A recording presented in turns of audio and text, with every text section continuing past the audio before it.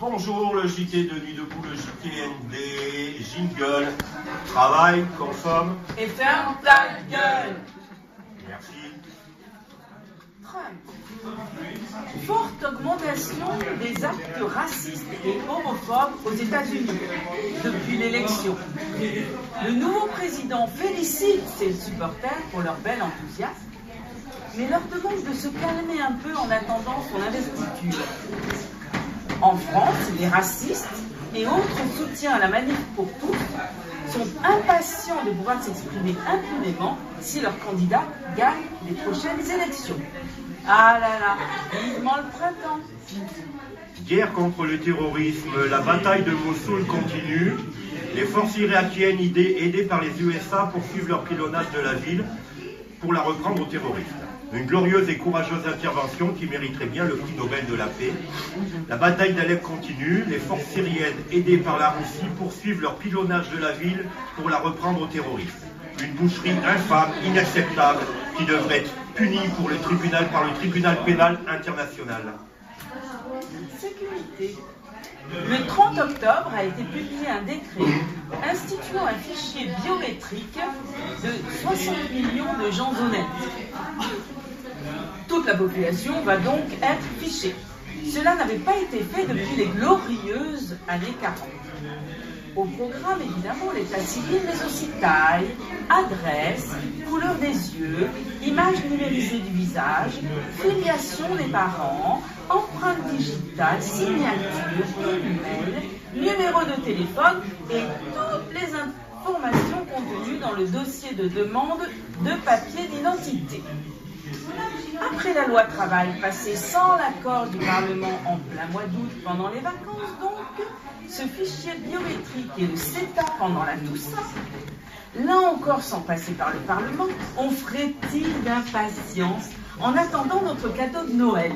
Peut-être le rétablissement de l'esclavage ou de la peine de mort. Vivement le réveillon! Économie, le CETA, traité de libre-échange avec le Canada et à travers lui avec les États-Unis en cours de discussion à Bruxelles. Nous avons avec nous en duplex Jean-Claude Juncker, président de la Commission européenne. Bonjour Jean-Claude, enfin Monsieur Juncker, pardon, mais on a l'antenne. Le CETA, c'est l'histoire ancienne. Bien bonsoir, et oui, bien rassurez-vous, le traité est enterré. La Wallonie ne signera pas, c'est définitif, pas de signature. Vous pouvez dormir sur vos deux oreilles et partir en week-end tranquille pour la Toussaint. Je le répète, pas de signature. Le CETA, c'est de l'histoire ancienne. Merci pour cette information, Monsieur Juncker. Tout le plaisir était pour moi. Vous voyez, c'est bon, ils sont tous barrés. On est tranquille? Non. Les cons. Bon alors, où est-ce qu'on signe? Non, mais coupez, sans transition. Coupez. Le Conseil des droits de l'homme de l'ONU vient d'élire l'Arabie Saoudite parmi ses membres. On rappelle qu'il s'agit d'un organe intergouvernemental du système des Nations Unies, composé de 47 États qui ont la responsabilité de renforcer la promotion et la protection des droits de l'homme. Élection à l'unanimité, parfaitement justifiée.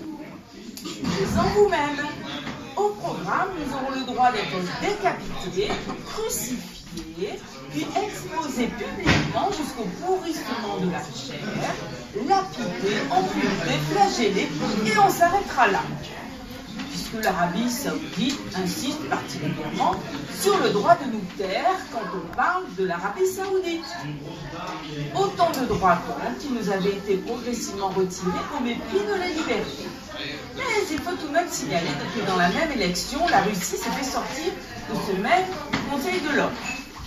C'est vrai qu'avec un peu d'esprit critique, ça permet de mieux comprendre ce qui s'est vraiment passé dans les coulisses de cette élection, absolument pas partisane. Cuba, si. Après la mort du dictateur cubain Fidel Castro, on rappelle que cette brute sanguinaire violait les bonnes sœurs et tapait sur les bébés. Il avait sauvagement imposé son frère Raoul aux commandes de l'État, il y a 3 ans, celui qui arrache la tête des chatons avec ses dents et qui a tué, on rappelle, la mère de Bambi. Chacun s'en souvient, bien sûr. Ces informations non vérifiées et les vraies sont cependant totalement fiables, puisqu'elles nous viennent de nos correspondants cubains sur place à Miami depuis 60 ans. On espère qu'après avoir eu le Cuba pendant 60 ans à cause de leur fidèle gastro, les habitants de l'île vont déposer un ranhoul pour que l'on puisse enfin leur souhaiter un bon rétablissement du capitalisme. Presque massacre dans une université américaine. Aux États-Unis, dans l'université de l'État de l'Ohio, un individu armé d'une voiture et d'un couteau aurait causé 13 blessés. Étant donné qu'il n'y aurait pas eu de mort, la FRA demande à ce que cet événement soit retiré de la liste officielle des tueries qui auraient été pires si on avait donné des armes à tous les cinglés. Et de le placer dans la liste des événements qui auraient pu être graves, mais qui ont été évités grâce au président Trump. Sport, football. Cette année, la Champions League, pourriture que de foot, tant attendu, a bien tenu toutes ses promesses. Ce sont les Anglais qui l'ont remporté avec une confortable avance, éclaboussée par un énorme scandale de pédophilie. Le football anglais a fait très fort. Des centaines de cas recensés, dissimulés par les clubs jusqu'au plus haut niveau, avec notamment le club de Chelsea impliqué. C'est toute la prestigieuse première ligue qui est ébranlée, pardon. C'est donc pour le reste du podium que le suspense a persisté jusqu'au bout, et la Liga espagnole a bien tenu son rang avec de multiples scandales d'évasion fiscale et de transferts illégaux, avec un bonus de points puisqu'il s'agit de joueurs mineurs étrangers. Très bon, mais évidemment pas suffisant face à l'incroyable performance anglaise. La France réussit à se maintenir sur le podium malgré une performance en demi-teinte, avec seulement quelques scandales de contrats publics-privés véreux pour les stades, et surtout celui de l'attribution des droits TV. Il est vrai que la France aurait pu faire mieux avec les révélations d'évasion fiscale des joueurs du PSG, qui sont arrivés trop tard pour être pris en compte, mais qui compteront bel et bien pour l'année prochaine. Cela dit, on espère une reprise des scandales de chantage et de sextep et la prostitution des mineurs pour pouvoir à nouveau reprendre la première place aux Anglais dans cette Champions League, club de l'immoralité la plus crasse. France. Justice. Laure Porat, ancienne présidente d'ACT UP, a été condamnée pour injure envers la Manif pour tous qui avait été qualifiée d'homophobe. Des propos mensongers, injustifiables pour Christine Boutin, l'égérie de la Manif pour tous qui s'est réjouie que la justice de ce pays ait enfin rétabli la vérité face à de telles calomnies. On rappelle que Christine Boutin a été condamnée par la justice pour avoir qualifié l'homosexualité d'abomination. La vérité est rien que la vérité, donc. IVG, le gouvernement s'apprête à étendre un délit d'entrave à l'IVG, interruption volontaire de grossesse, au site internet, et l'Église est vent debout contre cette mesure. En effet, en matière de procréation, les membres de l'ordre ecclésiastique se distinguent par le nombre d'enfants qu'ils mettent au monde et qu'ils élèvent. Ils savent donc bien à quoi ils parlent quand il s'agit de parentalité. En même temps, étant donné leurs autres spécialités, c'est pas plus mal qu'ils n'aient pas d'enfants. Donc voilà, élection. Élection. JC fait des miracles. Alors JC, c'est journaliste complaisant. Il y aura aussi PAF, Pape François Fillon, François F. Et puis il y aura à ma gauche, à mon extrême gauche, si je puis dire, Sainte Nadine M, la rappeuse. Et il y aura aussi Gataraz, Medef Fessé. Voilà, donc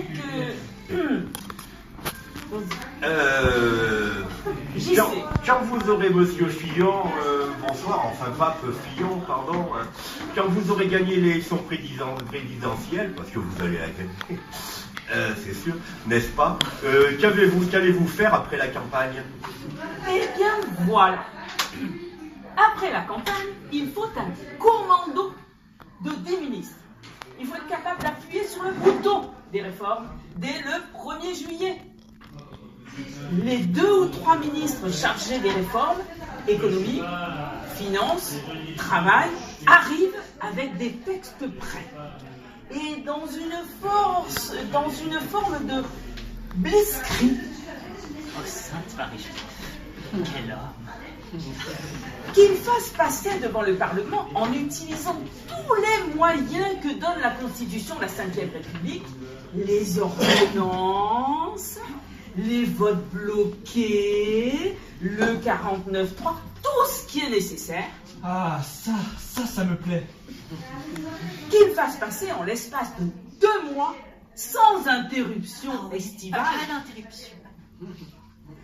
les 6 ou 7 réformes fondamentales qui vont changer le climat de l'économie et du travail dans notre pays. Oui, on étouffe. C'est pour moi, bien évidemment, Oh oui, encore. la suppression des 35 heures. J'attends les hurrahs. Ouah. La suppression de la durée légale du travail. Ouah. Le renvoi des négociations dans les entreprises sans contrainte. Le nouveau code du travail. La réforme de la fiscalité du capital, fondamentale pour relancer l'activité économique de notre pays. La réforme de l'assurance chômage. Les premières mesures d'économie sur le budget d'État et sur le fonctionnement de l'État. C'est l'extase. Enfin, Déjà? je veux prolonger la tension politique qui caractérise l'élection présidentielle et celle des législatives. Dynamique, qui permet de faire des changements et qui a été gâchée lors de quinquennats précédents. En se disant qu'on avait le temps, qu'on pouvait se reposer après cette dure campagne. Le repos du guerrier, c'est pas trop mal. Et partir en vacances avant d'attaquer les réformes, en oubliant qu'en septembre, il n'y aurait plus cette dynamique. Et donc, pour prolonger la tension, je pense qu'il faut organiser un référendum en septembre. Pour rendre difficile la contestation sociale dans cette période, autour de 2 ou 3 idées fortes qui ne font pas courir de risque au président de la République et à sa majorité. Oui. Inscrire dans la Constitution l'égalité publique-privée. Ça rendrait obligatoire et nécessaire la convergence des régimes sociaux. Oui, encore. Fusionner départements et régions. Encore. Supprimer un certain nombre de parlementaires. En diminuer le nombre. Oui. Si après ça, on crée un choc dans notre pays. Ce qui rend très difficile la réaction sociale que vous craignez. C'est la clé d'un changement réussi dans notre pays.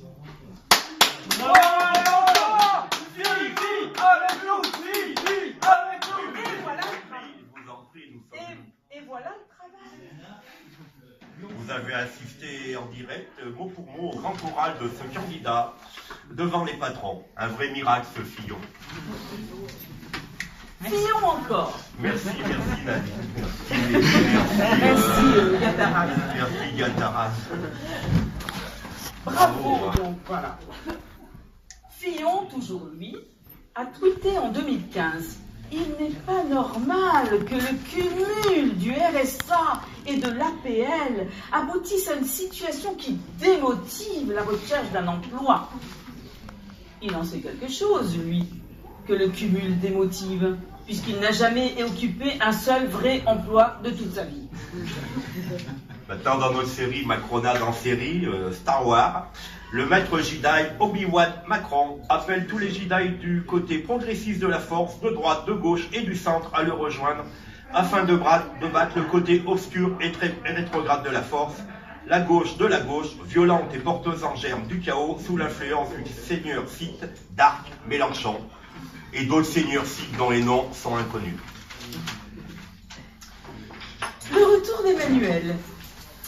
Après les fameux films érotiques des années 70 centrés sur le personnage féminin d'Emmanuel, le film revient avec cette fois un personnage masculin, Emmanuel sans E. il promet des scènes intenses de coït universel avec tous les progressistes de la gauche, de la droite et du centre. Et voilà, maintenant nous recevons en interview Emmanuel Macron avec notre nouvelle journaliste Apolline de Magère. Excellente, Apolline, toute nouvelle. C'est un très beau nom, Apolline de Magère. Sur un CV, ça en jette hein, quand même. Non, franchement. Il y en a d'autres sur des CV, ils ont leur nom, mais ça les jette dehors. Quoi. Mais vous, Ça marche pas, c'est la classe, vous êtes de Neuilly, ça. Non, Oui, pas si ah, mais on le sent quand même sur BFM, une télé de riches faite pour les pauvres. Et donc, vous avez réussi, votre embauche a été merveilleux. Vous avez utilisé la délation, vous avez tué la concurrence. Franchement, au niveau libéralisme, vous êtes extraordinaire. Franchement, Oui, Apolline, bravo. J'ai beaucoup appris grâce à vous. C'est Vous êtes marrant, oui. mon modèle. C'est marrant, mais dans la pourriture, c'est marrant. Donc, voilà, Donc, vous, ce Apolline. soir, nous recevons M. Macron, ici présent. Oh, c'est d'accord. Alors, j'ai quelques questions un petit peu impertinentes à vous poser. Alors, est-ce que vous écouterez les ténors du Parti Socialiste? Ah non, non, non, Les je ne partis- suis pas socialiste. Il n'est pas question pour moi de participer aux primaires de gauche. Apolline, reprenez-vous, je vous en prie. Je vais recommencer, je vais reposer la question. Écouterez-vous les ténors du Parti Socialiste et participerez-vous aux primaires de leur parti? Non, je ne suis pas socialiste. À ce compte-là, pourquoi n'êtes-vous pas allé aux primaires de droite et du centre? Je le rappelle, vous avez des idées très proches d'un certain Juppé, je crois. Non, non, non, je ne suis pas juppéiste. Alors, comment vous définirez-vous sur un plan politique? Écoutez, Madame de Magère, je n'ai pas envie de me définir selon des étiquettes d'un autre temps. Je ne suis ni de droite, ni de gauche, ni du centre, ni du bord, ni communiste, ni capitaliste, ni libéraliste, ni idéologique, ni pragmatique, ni beau, ni moche, ni gros, ni maigre, et puis surtout, ni Dieu, ni maître. Ah, non, là je me suis trompé pour la fin. Ah. Bon, merci, monsieur Macron. Merci, monsieur Macron. Merci, Apolline, à bientôt. Et encore bravo. Hein. Franchement, nos félicitations. Hein. Voilà. Bon, la gauche de la gauche, il faut en parler. Hein. Poutou, Mélenchon, Artaud, Gégaud seraient les plus gros trouillards car ils auraient peur de participer au débat des primaires organisé par le parti unique, le Parti Socialiste. Valls candidat. Après Natacha Kampusch en Autriche, M. Valls a enfin été libéré de son oppresseur François Hollande, qui le retenait en captivité et qui le forçait à faire des choses contre son gré. Manuel Valls, toujours, a déposé une requête auprès de la haute autorité de la primaire de la gauche. Il demande une modification des règles des participations au vote. En effet, avec les règles actuelles, pour voter, les militants devront certifier qu'ils adhèrent aux valeurs de la gauche, ce qui nuirait gravement à la candidature de l'ex-premier ministre. Alors, dernière minute avant le sketch final, le candidat à la primaire socialiste, Manuel Valls, déclare vouloir supprimer l'article 49.3 que le Premier ministre Valls Manuel a utilisé 6 fois en 2 ans. Les élections, c'est magique. Voilà. Alors, les résultats. Résultat des primaires de la droite. Et maintenant, nous retrouvons notre grand reporter au QG d'Alain Juppé pour les intimes. Agi pour les intimes, que se passe-t-il? A-t-on des infos? Eh bien oui, mes chers Patrick et Claire, nous sommes même capables de vous annoncer le résultat de cette superbe primaire de la droite et du centre, sans attendre les derniers dépouillements grâce à une nouvelle méthode révolutionnaire. Je me suis infiltré dans le QG d'Alain Juppé, exactement derrière les WC où il s'est rendu. Ah oui. Si celui-ci fait un caca bien moulé, alors nous sommes certains de sa victoire. En revanche, si c'est plus diarrhéique, plus mou, cela signifie très clairement que les informations qu'il dispose sont négatives et qu'il a sûrement perdu. Ah, en bout d'impatience, qu'en est-il? On n'entend pas grand-chose pour l'instant. Mais nous nous apprêtons à vivre un grand moment de l'histoire politique française. Restez à l'écoute. Ah, ce n'est pas un bruit sourd distinct, mais plutôt un bruit long. C'est donc officiel. Mesdames et messieurs, Alain Juppé a perdu la primaire de droite.